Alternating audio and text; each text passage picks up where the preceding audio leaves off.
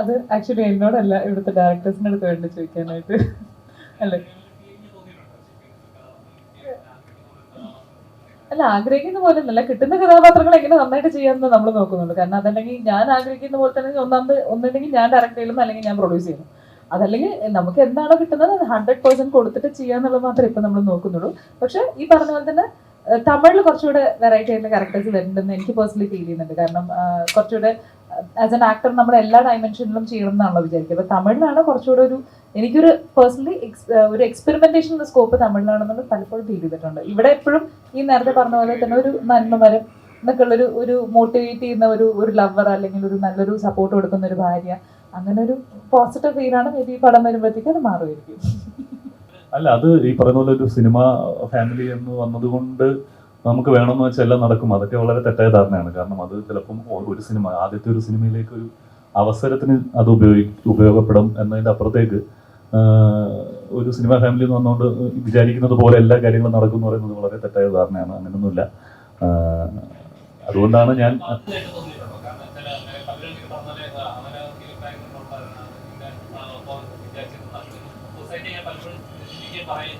അവർ പറയുന്നുണ്ട്. പക്ഷെ അതിനനുസരിച്ചിട്ട് അങ്ങനെ പറയുകയാണെങ്കിൽ അതിനനുസരിച്ച് ഞാൻ എത്രയോ സിനിമകളോടെ ചെയ്ത് കഴിയണമായിരുന്നു അല്ലേ. അപ്പോൾ ഇപ്പോഴും ഞാൻ ആ സ്ട്രഗ്ലിംഗ് സ്റ്റേജിൽ തന്നെയാണ് നിൽക്കുന്നത്.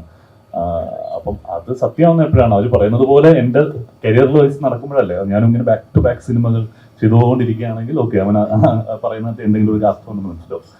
ഇപ്പം അതങ്ങനെയല്ല. ഞാൻ ഇപ്പം ഏകദേശം ഞാൻ 2012 ആദ്യത്തെ സിനിമ വന്നിരിക്കുന്നത്. ഇപ്പം എത്രയോ വർഷങ്ങൾ കഴിഞ്ഞു. ഇടയ്ക്ക് കുറേ നാൾ ഗ്യാപ്പ് വന്നു. അപ്പോൾ അതെല്ലാം നമ്മുടെ ഒരു സ്ട്രഗ്ലിംഗ് സ്റ്റേജ് തന്നെയാണ്. നമ്മളൊരു നല്ല കഥാപാത്രത്തിന് വേണ്ടി, നല്ല വർക്കിന് വേണ്ടി കാത്തിരിക്കുമ്പോൾ ഇങ്ങനെ നല്ല നല്ല സിനിമകൾ സംഭവിക്കും. അതങ്ങനെ തന്നെയാണ്. അത് ഫിലിം ബാക്ക്ഗ്രൗണ്ടിൽ നിന്ന് വന്നുകൊണ്ടൊന്നുമല്ല.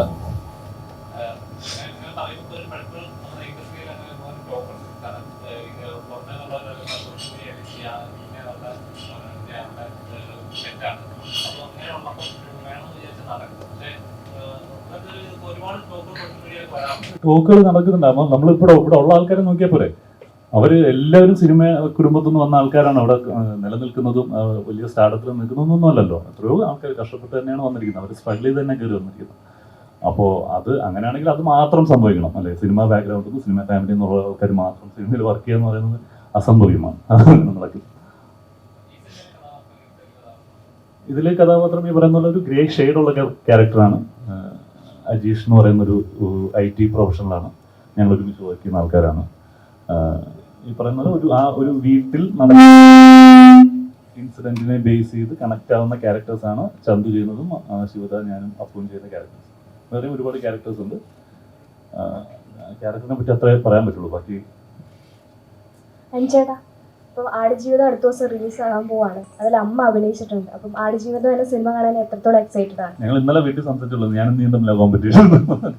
അപ്പൊ അത് ഒരാഴ്ച ഗ്യാപ്പിൽ വരുന്ന സിനിമയാണ് ആടുജീവിതം. എക്സ്പെക്ടേഷൻ ഭയങ്കര, കാരണം നമ്മൾ നോവൽ വായിച്ച് അതേപോലെ ഫീൽ ചെയ്ത ഒരു നോവലായിരുന്നു ആടുജീവിതം. അത് എത്രയോ വർഷം, 10 വർഷം മുന്നേ ഒക്കെ വായിച്ചതാണ്.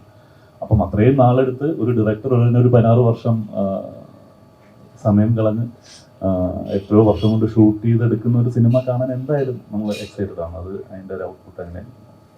അമ്മ ക്യാരക്ടറിനെ പറ്റി എന്തെങ്കിലും കാര്യങ്ങൾ ഡിസ്കസ് ചെയ്തിട്ടുണ്ടോ നിങ്ങളുമായിട്ട്? ആടുജീവിതവുമായി ബന്ധപ്പെട്ടിട്ട്? ഇല്ല, അതിൽ രാജുവിൻ്റെ അമ്മയുടെ ക്യാരക്ടറാണ്, ഉമ്മയുടെ ക്യാരക്ടറാണ് അമ്മ ചെയ്യുന്നത്. അത് നോവൽ വായിച്ച ആൾക്കാർക്ക് അറിയാം. ആ ഒരു ഗൾഫിലേക്കുള്ള യാത്രയ്ക്ക് മുന്നേ ഉള്ള കുറച്ച് സീക്വൻസുകളായിരിക്കും സിനിമയിൽ. അങ്ങനെയാണ് ഞാനും പ്രതീക്ഷിക്കുന്നത്. ഇപ്പോൾ റീസെൻ്റ്ലി ഫെബ്രുവരി എടുത്തു കഴിഞ്ഞാൽ മഞ്ഞുമൽ ബോയ്സ്, അതേപോലെ ഇഷ്ടംപോലെ അടിപൊളി ഫിലിംസാണ് ഇറങ്ങിക്കൊണ്ടിരിക്കുന്നത്. അപ്പോൾ സീക്രട്ട് ഹോം എന്ന് പറഞ്ഞ ഫിലിം എത്രത്തോളം അതിൽ നിന്നൊക്കെ വ്യത്യസ്തമായിരിക്കും, അല്ലെങ്കിൽ എന്ത് കോൺഫിഡൻസ് വെച്ചാണ് ഈ ഒരു സിനിമ മുന്നോട്ട് വയ്ക്കാൻ പോവാന്ന് ചോദിച്ചു കഴിഞ്ഞാൽ എന്തായിരിക്കും ആൻസർ ചെയ്യുക?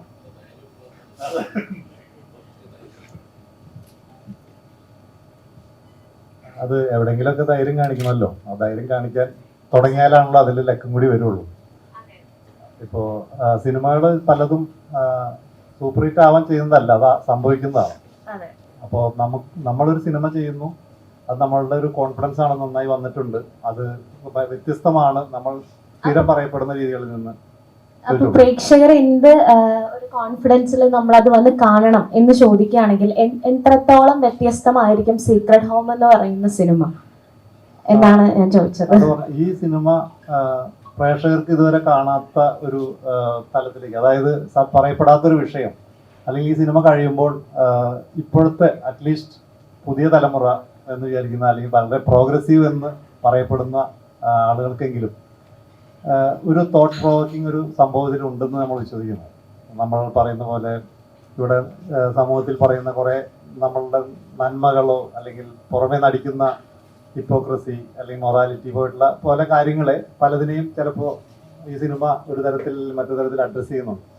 അത് എത്രത്തോളം അതിൻ്റെ അതേ അളവിൽ അതേ തരത്തിൽ പോകുന്നു എന്നുള്ളതൊക്കെ ഇതിലൊരു വിഷയമാണ്. അത് നിങ്ങൾ സിനിമ കണ്ടു കഴിയുമ്പോൾ സ്വാഭാവികമായിട്ടും നിങ്ങൾക്ക് കുറച്ചെങ്കിലും ഹോണ്ട് ചെയ്യുമെന്ന് ഞങ്ങൾ വിശ്വസിക്കുന്നു. റൈറ്റർ സാറിൻ്റെ അടുത്താണ്, എത്ര നാൾ കൊണ്ടാണ് ഈ ഒരു സ്ക്രിപ്റ്റ് ഇപ്പോൾ കുറച്ച് വർഷങ്ങൾക്ക് മുന്നേ സ്റ്റാർട്ടപ്പ് ചെയ്തതെന്ന് പറഞ്ഞല്ലോ, അപ്പോൾ ആ ഒരു ജോണറിനെ പറ്റിയും പിന്നെ ഈ ഒരു റൈറ്റിംഗ് പ്രോസസ്സ് എങ്ങനെയാണെന്നൊന്ന് ഷെയർ ചെയ്യാമോ? ആക്ച്വലി നമ്മൾ പറഞ്ഞ പോലെ ഇത് ഒരു ഇൻസിഡൻറ്റ് നമ്മുടെ നാട്ടിൽ ഇങ്ങനത്തെ 1-2 ഇൻസിഡൻറ്റ് നടന്നപ്പോൾ നമ്മളിത് നോട്ടീസ് ചെയ്തു ദാറ്റ് എങ്ങനെയാണ് ഇത് മാറിക്കൊണ്ടിരിക്കുന്നത്, നമ്മുടെ ഫാമിലികളുടെ ഉള്ളിലത്തെ ഇക്വേഷൻ മാറുവാണ്.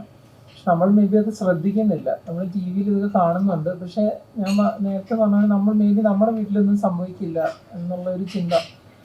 അപ്പോൾ അത് നോട്ടീസ് ചെയ്തപ്പോൾ നമ്മൾ രണ്ടുപേരും അത് ഡിസൈഡ് ചെയ്തിട്ടുണ്ട് ഇതൊരു ഇങ്ങനത്തെ ഒരു സബ്ജക്റ്റ്. പക്ഷെ അഭയ് നേരത്തെ പറഞ്ഞ പോലെ നമുക്ക് ധൈര്യമില്ല, ലൈക്ക് ഇതൊക്കെ ചെയ്ത ആൾക്കാർ ലൈക്ക് ആക്സെപ്റ്റ് ചെയ്യുമോ? ബിക്കോസ് ടൈം ആൾക്കാർ നമ്മുടെ കൂടെ സഞ്ചരിക്കണം, ആ നറേറ്റീവിൻ്റെ കൂടെ ആ കാലം അതിനനുസരിച്ച് പ്രോഗ്രസ് ചെയ്യണം. പിന്നെ ഇതിപ്പോൾ ഈ മുമ്പോട്ട് പോകുന്തോറും എപ്പോഴും സംഭവിക്കുന്ന ഇൻസിഡൻസ് ആയി. അപ്പോൾ അങ്ങനെ ആകുമ്പോൾ നമുക്ക് കുറച്ചുകൂടെ ധൈര്യം വരിക. നമ്മുടെ ഉള്ളിൽ നിന്ന് അത് കോൾ ചെയ്യുവാണ്, ഈ കഥ പറയപ്പെടേണ്ടതാണ് എന്നങ്ങനെ കോൾ ചെയ്യാണ്. അപ്പോൾ നമ്മൾ ഓൾറെഡി നമ്മുടെ മനസ്സിലൊരു ഫ്രെയിം വർക്ക് ഉണ്ടായിരുന്നു, ഒരു 4 years ഓളൊരു 5 years ആയിട്ട് നമ്മുടെ മനസ്സിൽ ഫ്രെയിം വർക്ക് ഉണ്ടായിരുന്നു. നമ്മളൊരു ലാസ്റ്റ് 2 to 3 years നമ്മളത് എഴുതാൻ തുടങ്ങി. അപ്പോൾ ആ 3 years വേണം നമുക്ക് പറയാം റൈറ്റിങ്ങിന്. പക്ഷെ നേരത്തെ മുതൽ ഇത് നമ്മളെ ഹോണ്ട് ചെയ്യുന്ന ഒരു ഇൻസിഡൻ്റ് ആണ്. പിന്നെ നമ്മുടെ സുഹൃത്തായ DYSP പുള്ളി വളരെയധികം ഹെൽപ്പ് ചെയ്തിട്ടുണ്ട്. നമ്മൾ ഇത് ചെന്ന് പറയുമ്പോൾ പുള്ളി ഇങ്ങോട്ട് പറഞ്ഞു തരും, ഇങ്ങനത്തെ വേറെ 3-4 ഇൻസിഡൻറ്റ് പുള്ളി പറഞ്ഞു തരും, ലൈക്ക് ഇത് ഇങ്ങനെ. അപ്പോൾ നമ്മൾ അതിൽ നിന്നും ഇൻപുട്സ് എടുത്തിട്ടുണ്ട്. അപ്പോൾ അങ്ങനെയാണ് ഇതിൻ്റെ ഒരു റൈറ്റിംഗ്.